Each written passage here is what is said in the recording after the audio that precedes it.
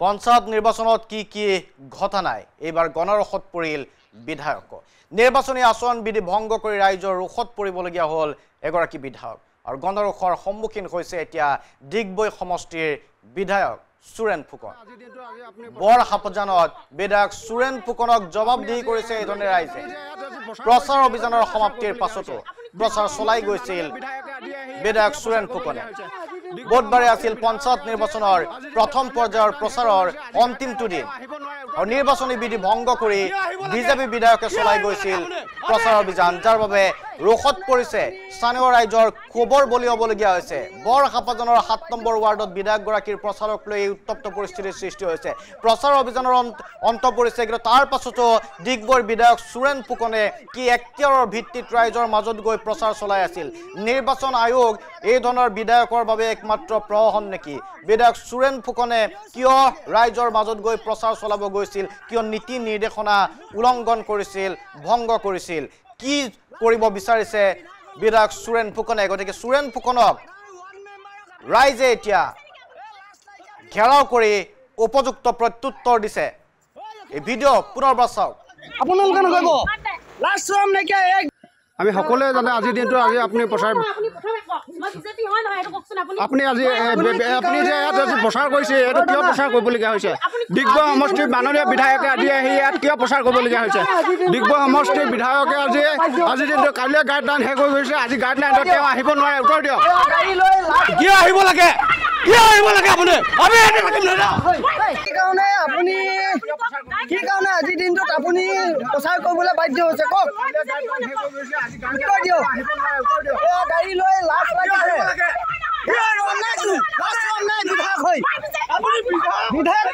বিধায়ক ইমান নিম্ন খাপৰ বিধায়ক হ'ব নালাগে আপুনি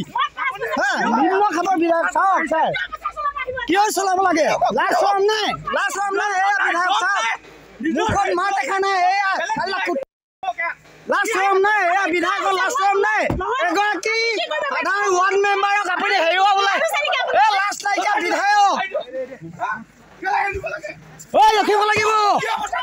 আপোনালোকে নকব লাজ চৰম নাইকিয়া এগৰাকী বিধায়ক লাজ চৰম নাই নেকি বিধায়কৰ যে এগৰাকী ৱাৰ্ড মেম্বাৰক হৰুৱাবৰ বাবে নিৰ্বাচনী আচৰণ বিধি উলংঘা কৰি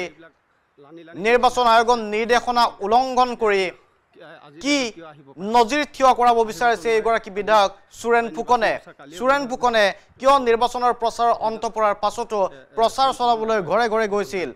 ডিঙিত গামোচা লৈ ঘৰে ঘৰে গৈ প্ৰচাৰ চলোৱাৰ অভিযোগ উত্থাপন কৰিছিল অকল স্থানীয় লোকে আৰু জবাবদিহি কৰিছে এতিয়া বিধায়ক সুৰেন ফুকনক এখন গাড়ী যেহেতুকে কালি নিৰ্বাচন আয়োগৰ পৰা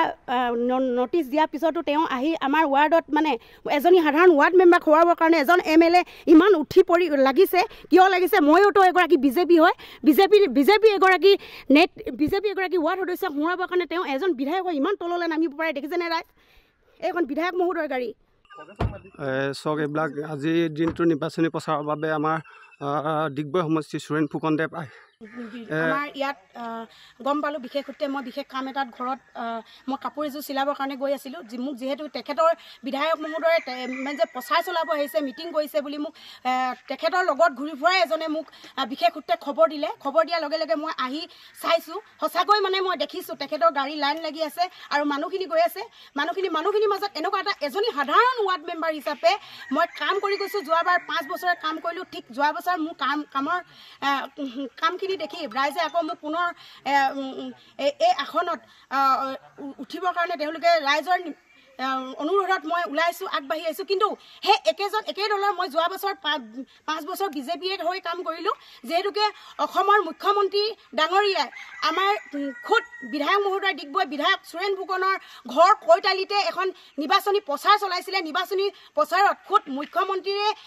ক'লে যে এইবাৰ ৱাৰ্ড কমিশ্যনাৰ কোনো পাৰ্টি চিম্বল নাথাকে বা পাৰ্টি নহয় তাৰ স্বত্তেও বিধায়ক মহোদয়ে এইজনী মোৰ বিজেপিৰ হয় তেখেত কংগ্ৰেছৰ হয় তেখেত কোনো নিৰ্দলীয় হয় এনেকৈ কৈ ৰাইজৰ মাজত এই সহজ সৰল মানুহখিনিক বিভ্ৰান্তি সৃষ্টি কৰিবৰ কাৰণে তেওঁ যিহেতুকে নিৰ্বাচনী আয়োগ নিয়ম উলংঘা কৰি আজি ডেটত তেওঁ ৰাতিপুৱা পুৱা ঠিক 5-6 বজাৰ পৰা আমাৰ শান্তিপুৰ 7 নং ৱাৰ্ডত নিৰ্বাচনী প্ৰচাৰ চলাই আছে আপোনালোকে দেখক ৰাইজখিনি আহিছে কাৰণ কেলে এজন বিধায়ক আহিছে যেতিয়া ৰাইজখিনি আহিব কাৰণ কেলে তেওঁলোকে হয়তো নাজানে যে নিয়মৰ ভিতৰত MLA কাম কৰিছে নে নাই কৰা গতিকে এজনী সাধাৰণ মই তেখেতক কৈছোঁ যে আপুনি কওক প্ৰথমে মই বিজেপি আগতে 5 বছৰ কাম কৰিছিলোঁ নাই সুধিছোঁ তেতিয়া কৈছে যে ক'ব নোৱাৰিলে একো কৰিব নোৱাৰিলে কিন্তু মই বাৰে বাৰে ৰিকুৱেষ্ট জবাবদিহি কৰিছে এগৰাকী প্ৰাৰ্থীয়ে জবাবদিহি কৰিছে যে মুখ্যমন্ত্ৰীগৰাকীয়ে কৈছিল ৱাৰ্ড মেম্বাৰৰ ক্ষেত্ৰত কোনো ধৰণৰ চিম্বল নাই ৰাজনৈতিক দল নহয় পঞ্চায়তী নিৰ্বাচনত গণতন্ত্ৰ প্ৰতিষ্ঠা কৰাৰ বাবে এই চিম্বল আঁতৰাই দিয়া হৈছিল কিন্তু তাৰ পাছতো নিৰ্বাচনী প্ৰচাৰৰ অন্ত পৰাৰ পাছতো ৱাৰ্ড মেম্বাৰৰ হৈ গাঁৱে গাঁৱে গৈ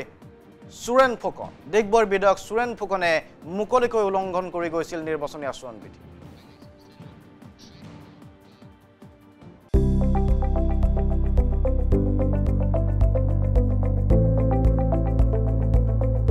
NB News সহজ সৰল ভাষাত নৱভাৰতৰ কথা